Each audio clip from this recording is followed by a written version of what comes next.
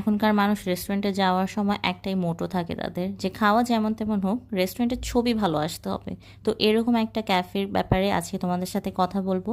Hello everyone, আমরা সবাই কক্সবাজারের ফার্স্ট দিন এমন একটা ক্যাফেতে যাই যেখানে তোমার মনের মতো ছবি তো আসবেই, সাথে সাথে তাদের খাওয়ার কোয়ালিটিও খুব ভালো ছিল। সো ইয়েস, এটা আমি সানড্যান্সার ক্যাফের কথা বলছি। তোমরা অনেকেই শুনেছো হয়তো বা এই ক্যাফেটার ব্যাপারে। কক্সবাজারে এটা অনেক পপুলার একটা ক্যাফে। এখানে মেইনলি ড্রিঙ্কসের জন্য মানুষ আসে। দেন সন্ধ্যায় এখানে নাকি অ্যাম্বিয়েন্সটা আরও সুন্দর দেখা যায়।